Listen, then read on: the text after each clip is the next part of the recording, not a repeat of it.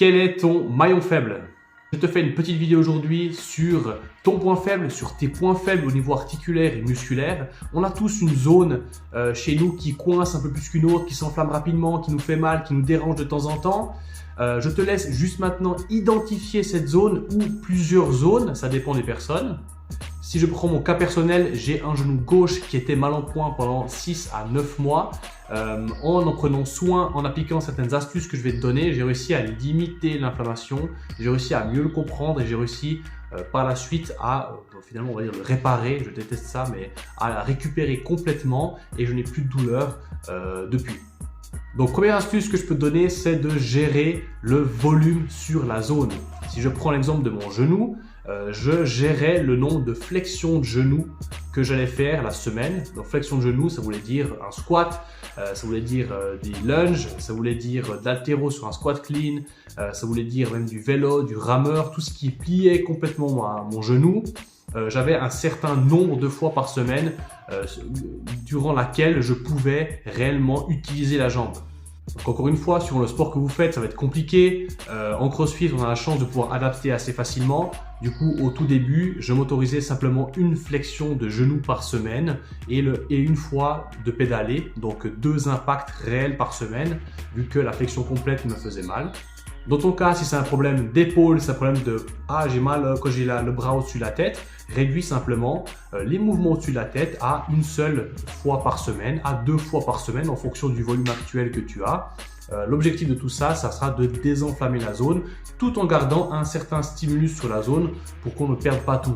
Deuxième manière de voir les choses, c'est simplement une histoire de tonnage sur l'articulation. Donc, combien de répétitions est-ce que mon genou peut tolérer? Combien de charges est-ce que mon genou peut tolérer lorsque je l'utilise?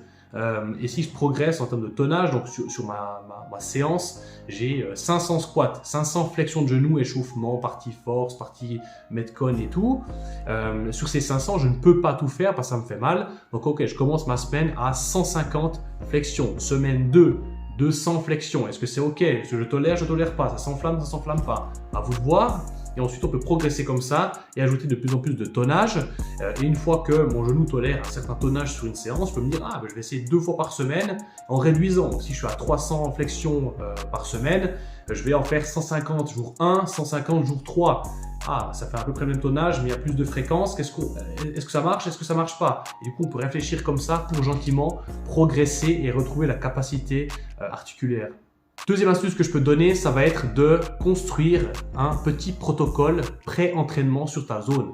Donc si mon genou était problématique, j'avais une routine que je faisais chaque fois que j'ai une flexion de genou, chaque fois que j'utilise mon genou, j'ai une routine d'échauffement spécifique que je vais faire pour prendre soin de lui parce qu'il a besoin d'un peu plus d'attention que les autres articulations qui vont bien. Ça ne veut pas dire que je n'échauffe pas le reste du corps, ça veut juste dire que je l'échauffe plus et plus spécifiquement. Donc je vous conseille de construire une petite routine comme ça, de dire ah ouais j'ai mon épaule qui m'ennuie un petit peu ou j'ai toujours mal à ce coude, c'est insupportable. Ok, alors je vais déjà gérer tout ce qui est tonnage, volume, etc. et fréquence et je vais ensuite ajouter un petit peu d'exercices pré-entraînement qui peuvent faire du bien à l'articulation. Troisième point que je peux te donner, prends soin de cette zone en dehors de l'entraînement. Donc comprends quel est le problème. Comprends ce qu'il faut faire pour régler le problème, en plus encore une fois de tout ce qui est management de l'entraînement, du volume, etc. Et au final, renforce ce qu'il faut renforcer, mobilise ou gagne en amplitude sur certaines articulations. Typiquement au niveau du genou, j'ai gagné en rotation tibiale, j'ai un peu gagné au niveau amplitude de hanche et ça m'a vraiment aidé pour guérir mon genou et ne plus avoir de mauvaise tension sur ce dernier. Voilà pour cette petite vidéo, je te redonne les 4 points qui sont importants. 1. Trouve et identifie ta faiblesse. 2. Manage la fréquence, le volume, le tonnage sur cette zone. 3. Prends soin de cette zone en pré-entraînement. Construis une petite routine qui va te faire du bien pour que la zone soit mieux préparée. Et 4. Mobilise, renforce, grâce à un professionnel potentiellement, cette zone en dehors de l'entraînement pour pouvoir régler ton schéma qui est problématique.